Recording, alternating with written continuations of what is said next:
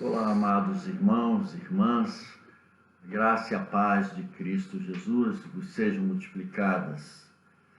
Nós queremos, neste momento, compartilhar da palavra de Deus, dando sequência ao nosso estudo na carta do apóstolo Paulo aos Romanos.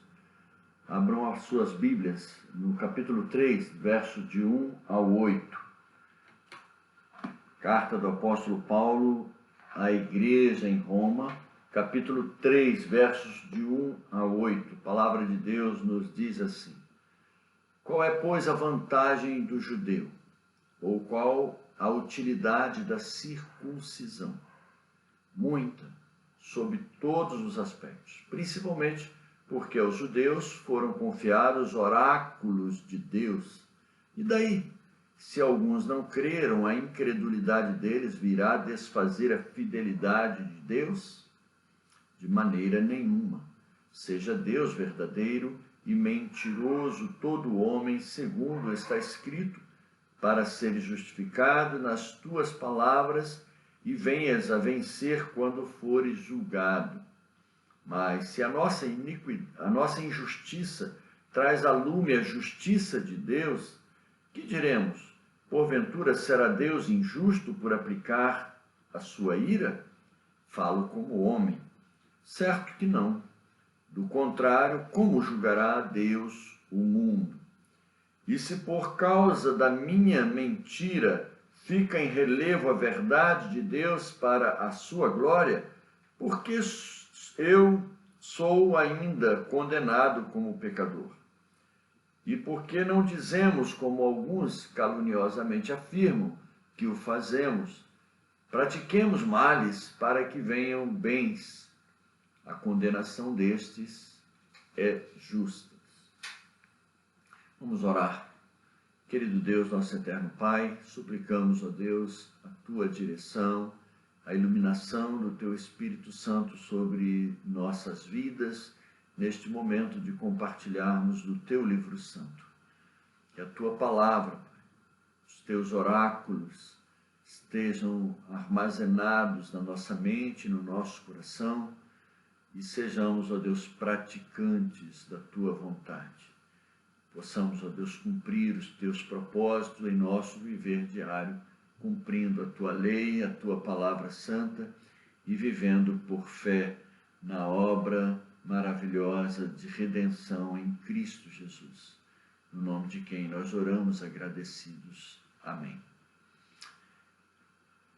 Nós seguimos nosso estudo nesta carta, e até o capítulo 3, o apóstolo Paulo ele está trabalhando questões sobre a condenação, tanto dos gentios, dos gregos e dos bárbaros, como a dos judeus, povo eleito, nação escolhida por Deus para receber de Deus as leis, os profetas, os oráculos de Deus. E Paulo tem mostrado o aspecto humano de justiça falha, a justiça que procede da lei, a justiça que procede das práticas humanas, ela é falha. Nós não temos nenhuma saída a não ser confiarmos na justiça alcançada por Cristo Jesus. É isto que Paulo está trabalhando. E neste texto que nós lemos, versos 1 a 8 do capítulo 3, Paulo trata de alguns argumentos com uma técnica sofista, uma técnica de combater as alegações dos judeus, e ele usa os mesmos argumentos e retribui com a resposta enfática. E ele começa dizendo: qual é, pois, a vantagem do judeu? O questionamento levantado por Paulo nada mais é do que um eco sobre as acusações que os judeus faziam. Se nós somos judeus, somos circuncidados, que vantagem nós temos se nada disso vale para a nossa salvação? Qual é a vantagem? Os judeus perguntavam, e Paulo diz: são muitas, sobre muitos aspectos.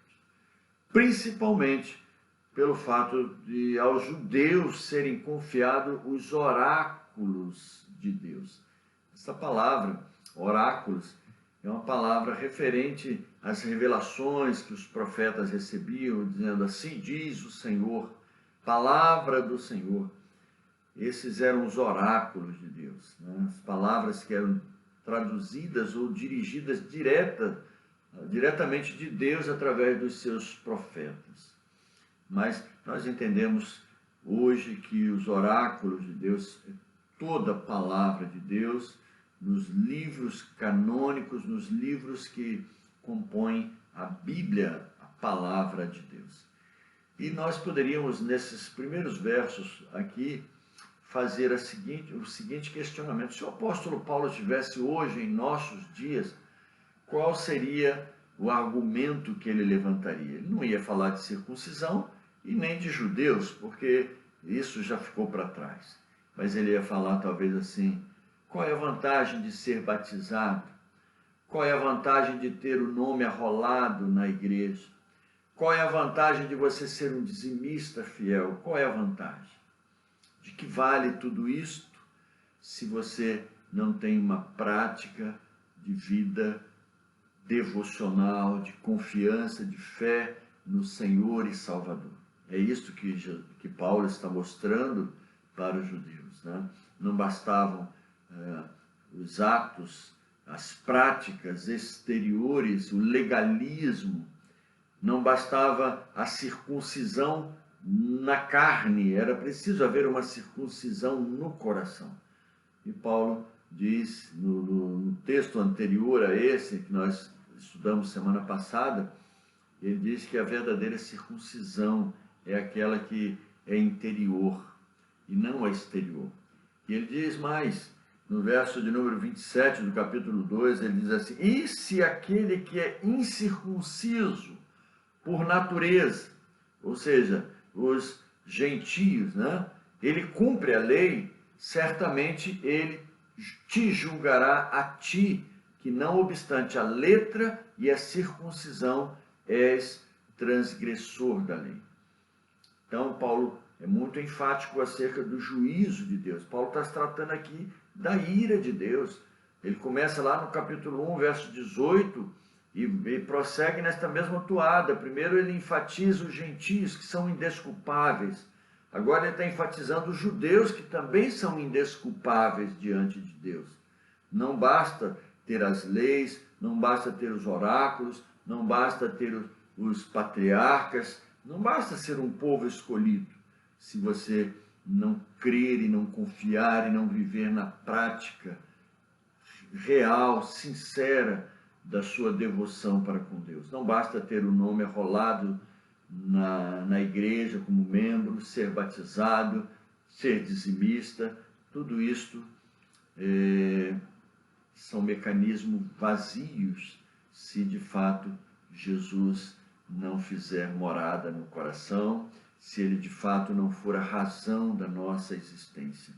E Paulo continua, e daí, se alguns não creem, a incredulidade deles virá a desfazer a fidelidade de Deus? De maneira nenhuma.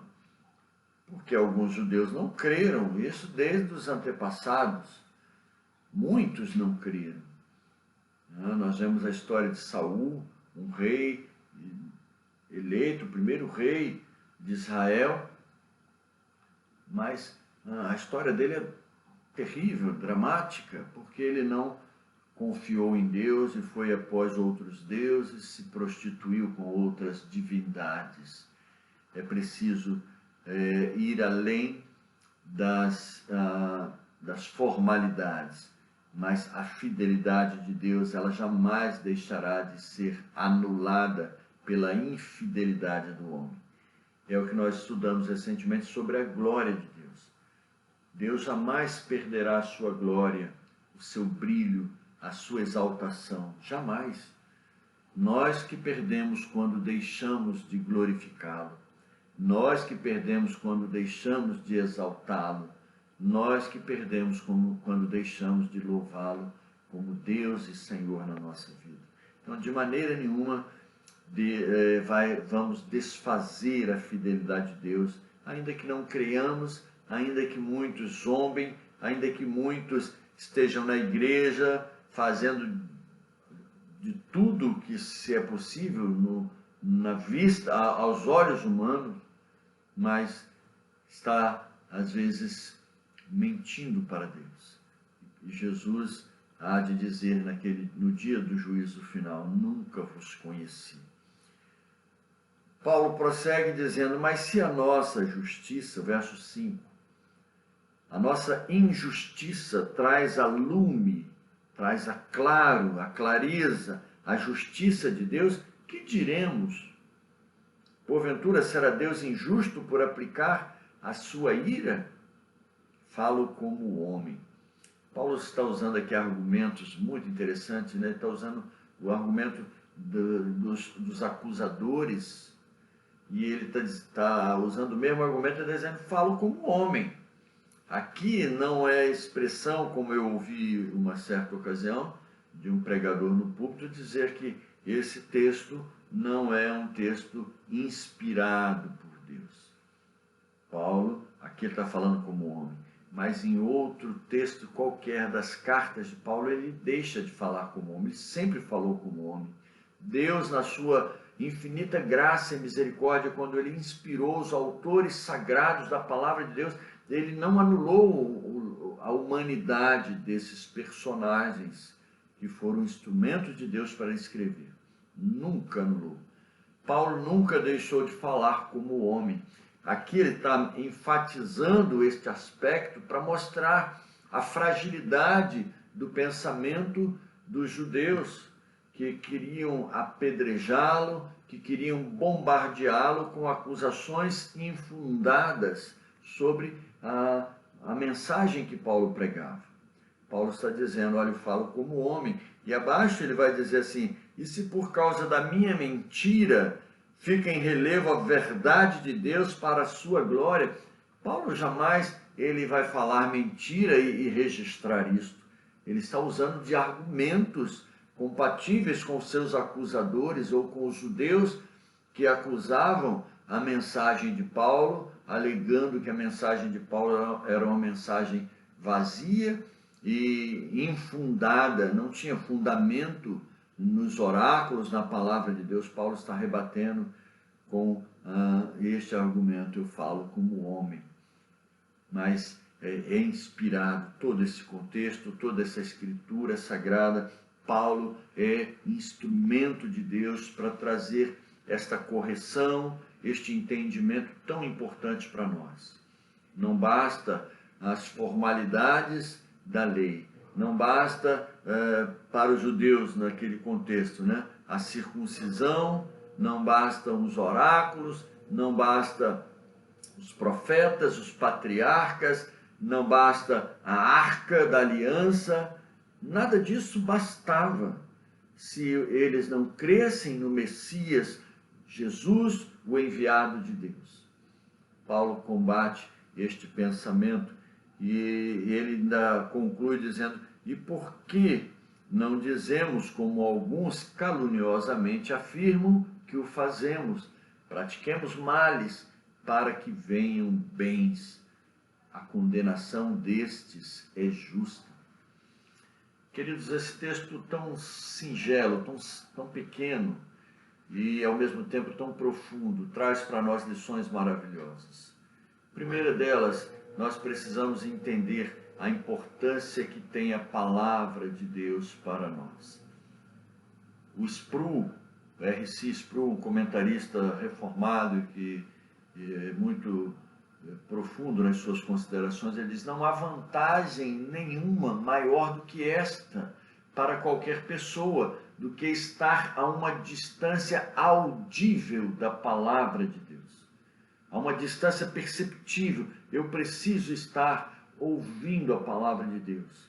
A palavra de Deus, ela precisa estar enraizada em mim, para que eu não venha pecar contra o Senhor. Eu não posso ser um mero ouvinte da palavra. Jesus disse que aquele que ouve as minhas palavras e não as pratica é semelhante a uma casa que é edificada sobre a areia. Nós precisamos ser casa firmada na rocha.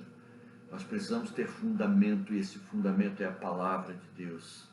Os oráculos de Deus, que os judeus tanto se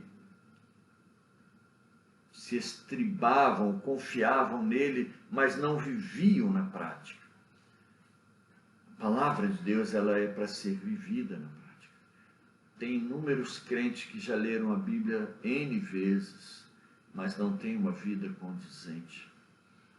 Tem pessoas que decoram textos maravilhosos, vivem citando textos maravilhosos da Bíblia, mas não têm uma vida condizente, não têm uma vida de seguidores de Cristo Jesus, daqueles que têm o mesmo pensamento de Cristo Jesus, têm o mesmo sentimento que teve Cristo Jesus, como Paulo diz aos Filipenses, que sendo Deus, abriu mão de toda a sua glória e veio padecer como servo e foi obediente até a morte, morte de cruz.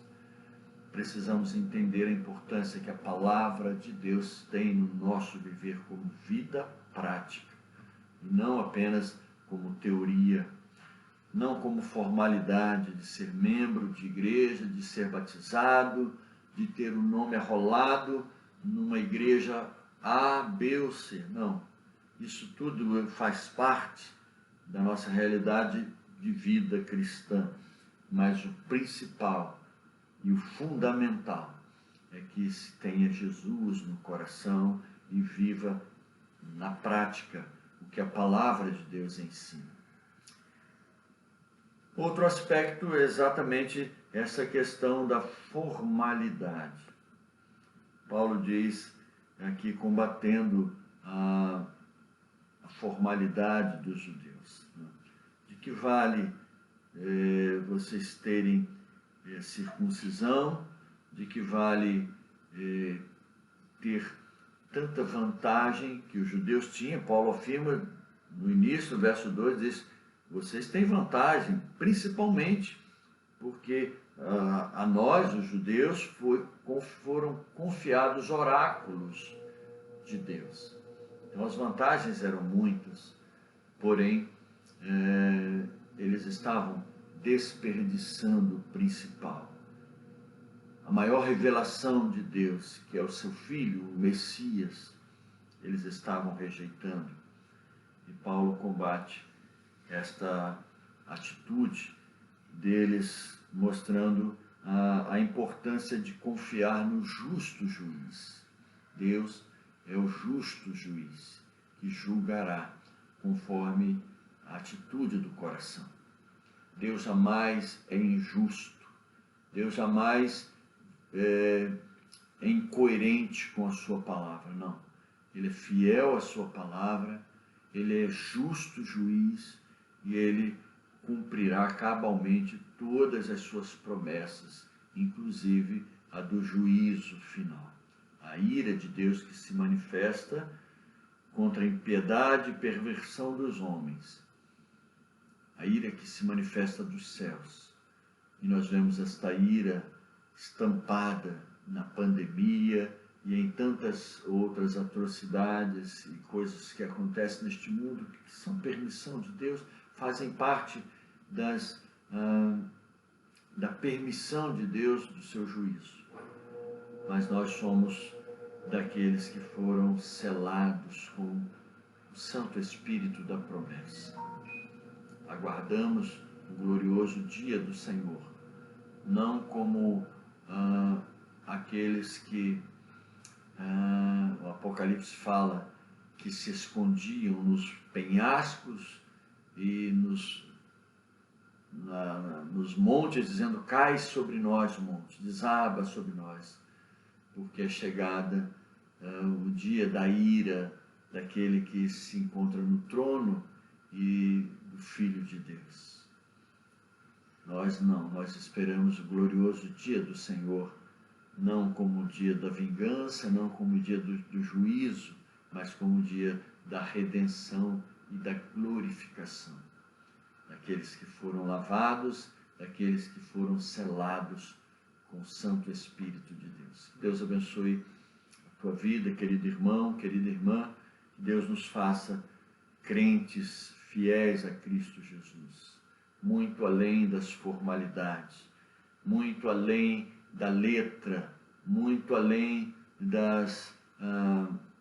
dos rituais religiosos. Sejamos cristãos autênticos. Vamos orar? Querido Deus, obrigado por esta palavra, por este ensino maravilhoso que tanto enriquece o nosso ser como filhos do reino, como cidadãos do reino de Deus. Nos ajude, Pai, a vivermos para o Teu louvor e para a Tua glória. Abençoa cada irmão, cada irmã, cada família que tem compartilhado deste momento.